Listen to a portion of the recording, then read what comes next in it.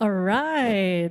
I like Hello? to Wait. start with like, what do you guys do on a day-to-day basis? Yeah, maybe we can start with Alan first.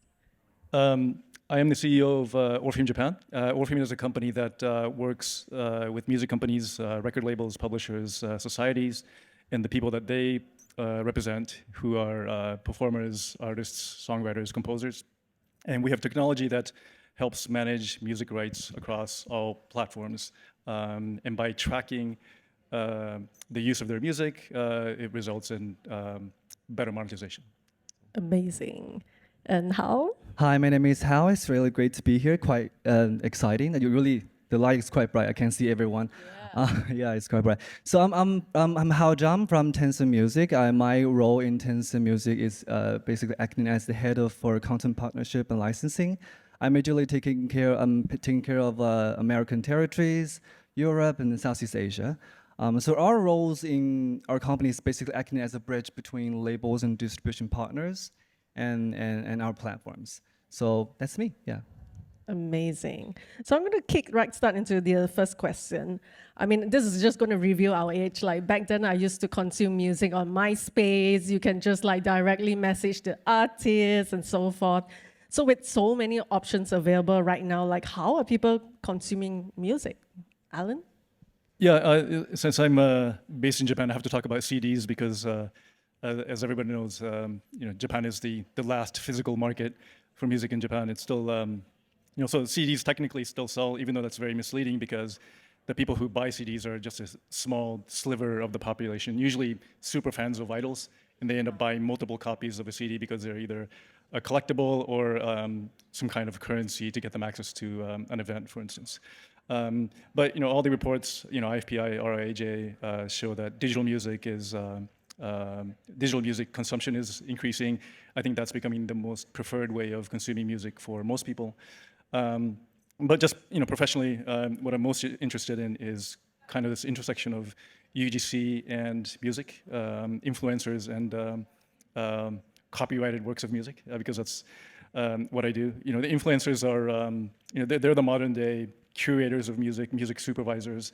They are kind of the gateway for music discovery, we think. But in order for them to use works of music, there needs to be proper licensing of the works, and that's what we do. We use our technology to make sure that those licenses are offered to influencers, and they can create works using other people's work without fear of penalty, I guess. And for the last year or so, I've been building the Japan business for Orfium, and by extension, kind of plotting out the Asian strategy. But we have a huge announcement coming up with our friends at Avex, giant major label in Japan.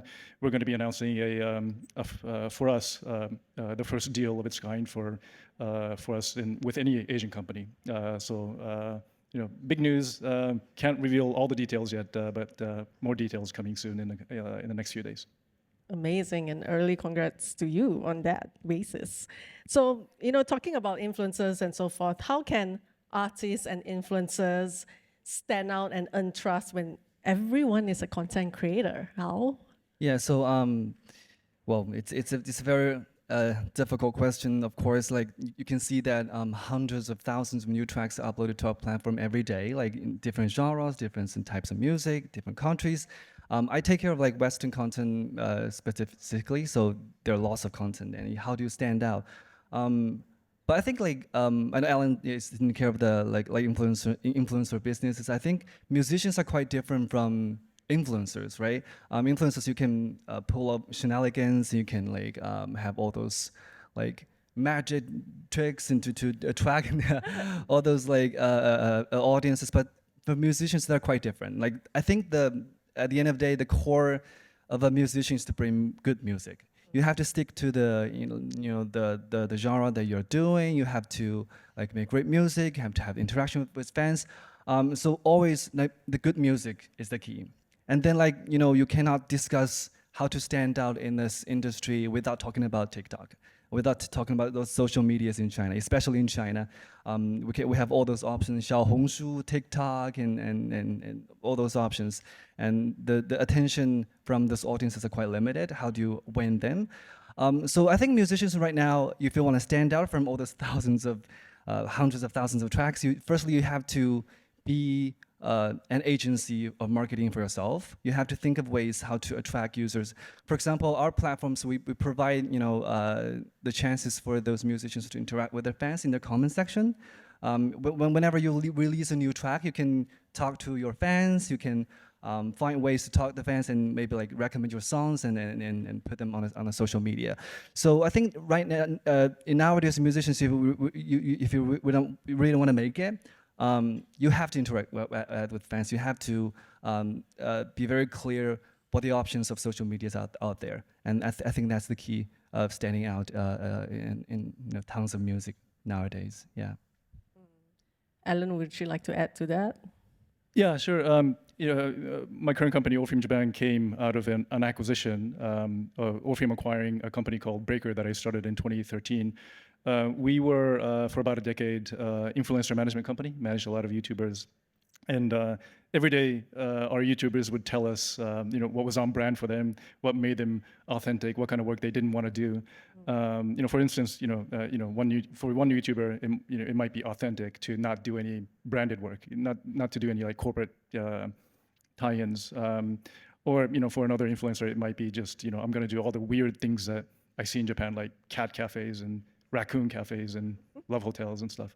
So it's different for everyone. I think it just requires you to figure out, what excites you, what annoys you, what frustrates you. I mean, for me, having grown up in America as a biracial person, American, Japanese, having my parents speak Japanese and English to me separately, and just kind of intervening in domestic fights, mostly out of like misunderstanding. But it just kind of like I grew up very troubled, and because I thought I came from a dysfunctional cultural misunderstanding family. But I realized later on that was actually my superpower. That kind of being a cultural ambassador between Japan and the world is what I grew up doing and what I still do. So yeah, I mean, I think just kind of figuring out what bothers you or excites you on a daily basis, that's probably what makes you authentic. Exactly. I mean, to round it up, like it has to align with your own core values, your passion and interests. But at the same time also, it kind of like, it bewilders me that yes, that influencer can choose not to do branded content, but then how does that person then earn revenue in some ways? And probably that's how your platform comes in. There's so many services that you can offer as well, right? Yeah. And that brings me to the next question, like, what are the biggest challenges for music companies who want to get their songs, companies or artists who want to get their songs discovered, build the fan base around their artists? Have you seen your market any innovative examples of music discovery or even fandom building?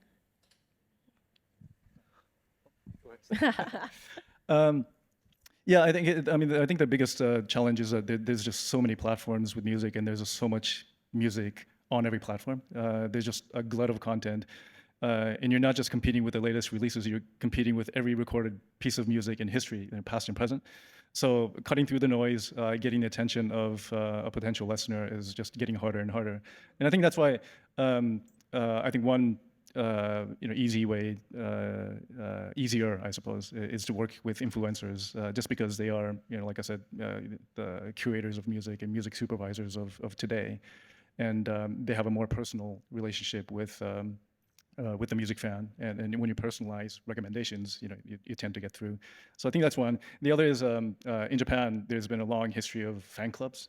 So, artists having a direct relationship with your super fans, getting them to pay subscription, and you offer them, you super serve your super fans, I guess, and kind of create this, exclusive club around you and everything that you do. And I think that's kind of traveling outside of Japan. And there's also tech companies that are providing tools so that it's not just the biggest management companies that do fan clubs, but any individual, by using an app can create a fan club and have, a direct-to-fan relationship and monetize that relationship. Oh, that's pretty good. So it's very community driven in that sense as Yeah. well. Yeah, quite similar to what you guys are doing at Tencent. Yeah, I think I just want to add on to just what Alan just said, that I think fan cultures in China is very important. That if you really want to make it, you have to have at least a circle of fans that supports you. So we have this very similar situations in China that I can give you a case that there's this. I think there's this, adding on what you just said. There's this boy band that has not been popular for like 10 years, and then they got quite active on the social media, and then they tell jokes and they make fun of themselves being not popular anymore, not relevant, and all those, it arouses this nostalgia from all those their fans from 10 years ago, and then like they build up their own variety show, and then now they're like very popular in China. So I think like back into your question, so how can they make it? I think still, I just want to repeat what I just said, that the social media and it's quite important role nowadays, and you can get to your fans quite easily like that. I think that's the key of the ages in China right now. Yeah. No, I really agree. Like nowadays, when I'm on Instagram or TikTok and you have all these reels, right? And you have all these popular songs that you can match your reels with. And there was this particular Japanese artist, Fujikaze, and his song, like, okay, I'm going to butcher this, like, Shinu no ga Iwa. And it just became viral on Instagram. And I found out like that song was, a few years back. And it became popular again because somebody used that song in a reel. So social media does help to also connect fans beyond that market, right? Exactly. Yeah. It's a pretty depressing song too. It's about like I could die for you. Yes, in a romantic kind of way. We all love that drama, right? That dramatic sense. So, Ella, I just want to touch a bit on your cultural background, being Japanese and American. And does that help you communicate better, work better with influencers from, not just Japan or around the world? Yeah. Yeah, I think so. We had a good scheme going with Jasper from Branded. He would introduce me to a lot of the YouTubers that he was working with, and I would pitch them moving to Japan. I was like, hey, you like anime? Come to Japan. We'll manage you. And we did, and so we moved a whole bunch of popular YouTubers to Japan and managed them, got them work visas, and monetized them.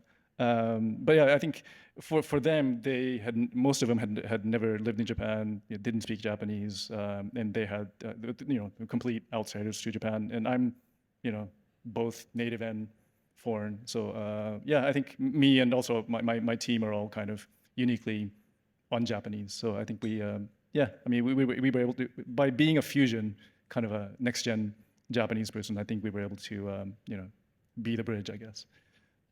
And I guess that gives you like a upper hand in terms of like maybe being able to pick trends with certain YouTubers, and that you may be able to market them globally in that sense. Yeah, that's pretty cool. Yeah. And how do you have any experience working, very closely with influencers in that sense, both Western, Chinese artists? Well, I think I think our role, well, my team's role is acting as a bridge between the Western culture and Chinese cultures. And Chinese people or consumers are quite different in terms of the consumption habits.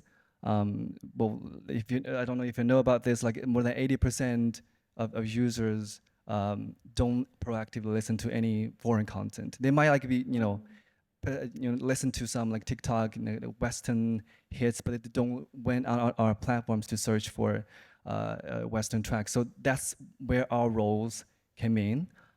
We will like talk to our editorial teams and our platforms to let them know that what are the best artists and what is the trends here right now. So I think our experiences working with musicians as a bridge is really working in this scenario. Yeah.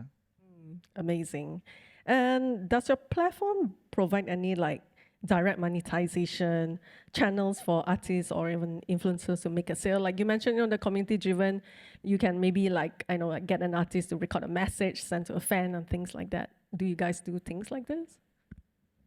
Oh yeah, well, I don't know if you know about Tencent platforms. Tencent platforms where you have QQ Music, Google Music, Kuwo Music. They're very different from Spotify, Apple Music. If you don't, if you know, basically every platform is a super platform that contains, you can stream the music on a platform. You can download the digital albums on a platform. You can watch live shows. You can buy merchandising. You can interact. It's basically a combination of everything. It's a super application. So we provide monetization methods accordingly. For example, you can collect money from revenue, downloading. We can do subscription for all those live concerts. But I know everybody's saying that are those functionalities only providing to the top artists? Well, that's the case, right? You only work with if they can drive money to you, you work with them, the top artists. But recently we've launched a very new functionality. Even you have like 2 fans, you can use it for monetization besides streaming and downloading. It's that I'm not doing advertisements. I'm just introducing to you what it's like. So we have this new functionality. The artist you can on the artist page. If you allow us to do this, you can activate a functionality where the users can donate money, or they can like your money, or sponsor your album by donating like 2 RMB or 10 RMB, and that money goes directly to you. So, like I said, even if you have only like 2 fans or 10 fans, you still get the alternative monetization method. So I think that's why I've been stressing the importance of building a fan base for yourself. Like starting with social media, you can attract 2 people, 10 people, 1,000 people. I think that's a very good starting point. Yeah, especially on our platforms. Yeah. Nice. Thanks, Hao. And the next one would be, a very, very hot question. Do you have any thoughts on how AI might change the music industry? Do you think it would benefit or even challenge the music industry in that sense? Are we getting like massless AI singers? I don't know. I think I'm hopeful that something weird and strange and wonderful with AI is going to come out of Japan, because Japan's always given birth to strange and interesting things with the fusion of tech and creativity. Like the first virtual idol, Hatsune Miku, was from Japan, still popular after a decade or so. The whole VTuber scene, which is animated YouTubers, that's all from Japan. That's kind of a fusion of anime, tech, and YouTubing. I mean, it's become so huge that some companies who manage VTubers have gone and done an IPO. But so I think something with AI and Japanese creativity is there's going to be something weird and nice. But what we have to do, again, kind of getting back to what we do as a music tech company, kind of similar to what happened to YouTube. Initially, it was just kind of this like Wild West. Like music was being stolen, and music companies weren't being paid for use of their music on the platform. And then eventually, YouTube created Content ID, which is wonderful. And then we kind of help YouTube and Content ID for the music companies. But I think something similar needs to happen with AI, so that human creativity doesn't stop because of rights issues. So that's where I think tech companies need to get in and make sure that rights are being tracked, so that people who are creating new works using other pieces of work are getting licenses, paying for it, and everyone everyone benefits. Yeah. Sure. Okay. And I have a direct question for Hao, actually. Amazingly, Tencent Music actually reached 100 million subscribers. Clap hands, bravo. Woo, 100 million. Lots of money that you can monetize from there. So yeah, what are some of the monetization strategies that you've used to reach new audience? Thank you. Thank you for mentioning this. This is really encouraging news for us. We hit the milestone of 100 million users, subscription users in China. I think the main driving force behind this is that the evolving mindset from our users. The willingness to pay is increasing year by year. In the Chinese market previously, we don't have, you can listen to music for free. I think that's what every developing countries have experienced before. And now their willingness to pay is increasing. I think that's the biggest factor behind this. We're quite excited. So I think, but we cannot only just dependent on that. We have to provide users with lots of added values, features. For example, I think first and foremost, you have to provide them with great content. So from our experiences up to now, that we see that China is a very unique market, that besides digital albums from all those top singers like Taylor Swift, like Ethan Chen, we can see that film and television OSTs and they're acting as a big driving force for users to convert themselves to subscription users. So I would say that we'll continue to explore on that direction to provide more content, nice content to them. While at the same time, we're also doing our best to add more values to it. For example, we provide them with greater quality of content, Dolby content, while at the same time we give them great perks if you're a subscriber to us. For example, we just recently launched a project where we give out, like, not give out, but we gave them the chance to purchase the hard to get Blackpink concerts. So if you're a subscriber, you get the chance to purchase the ticket. Well, you know, it's very hard to get the tickets nowadays for Blackpink. So I think we're going to that direction to explore more added values to our users, so they can, you know, be more attracted to become a subscriber in the future. Yeah. So lots of interesting content as well to like capture audience from other channels. I think that to sum it up. Yeah. Exactly. Okay. And my next question's for Alan. You know, could you offer ideas on how Japanese or even Chinese artists can make their music reach a global audience like K-pop? I mean, I love J-pop. I grew up with like the Beach Boys and all that Takoyaki Mura days. Like, oh my God, they're so hot. And now they have kids, and their kids are going to the entertainment industry. Like, yeah, and how do you guys do it? I think that there's actually a huge delegation of Japanese music companies here at Music Matters. So I mean, they've got the strategies and the plans. Just because for me, being biracial and being here where everyone from Asia is coming together, I think cross-pollination or fusion is probably. I mean, it's kind of a no-brainer, but if you collaborate with artists and producers from overseas and kind of give it a local twist, I think that creates something new because the Japanese population is on the decline. The only way for the nation to sustain itself, everyone says, is by immigration. Right? So Japan is going to get less and less. Well, it's going to become a fusion. So Japan is going to be fusion. I think J-pop is going to be fusion, and I don't know. I think that's probably going to be a new twist to J-pop that makes it a little more engaging than what it is now. And a little bit of your background. I know you've worked with MTV Japan almost close to 20 years, and I was wondering whether are there any music marketing strategies that don't surprise you anymore now that you've seen the whole changes that happen? Yeah, actually, MTV's been kind of criticized for ruining music. It was, because it became music became about the music videos, and your appearance became a big part of whether or not you would sell, and it was all about your hair essentially, right? But it's an interesting trend. I'm sure there's some kind of cultural, Japanology reason for this, but there's a whole bunch of artists in Japan now that don't show their face.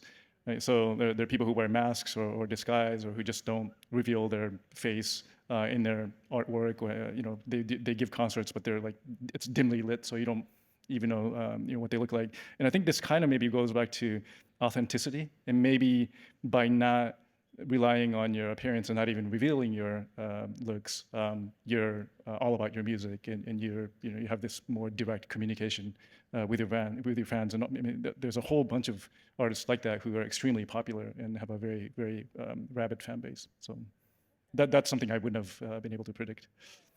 You notice as well as mystery sales. I mean, how is this something that you also observe with the market? Well, I would say that if the musicians mask their faces, it's hard for them to make money in China, right? You have to show your face, and you have to draw fans to yourself. So, of course, we also have a masked face musicians. And Walker, they're quite famous, and then in the end, he showed his faces as well. So, yeah, it's a very interesting trend. And in China, I think we see, artists finding alternative or innovative ways to promote themselves, like they do cover versions of songs, because it's easy for you to have a nice voice or pretty face, but it's very hard for you to find a nice Good track. talent, yeah. Nice track, nice music. So they do cover versions first, and they get users to themselves, they get their attraction, and then they do their original versions. I think that's, in terms of musicians and music, that's how it's working right now, yeah. Yes, I think the time is up for us, and that's all the questions I have. But do you have any last words you'd like to add for everyone here?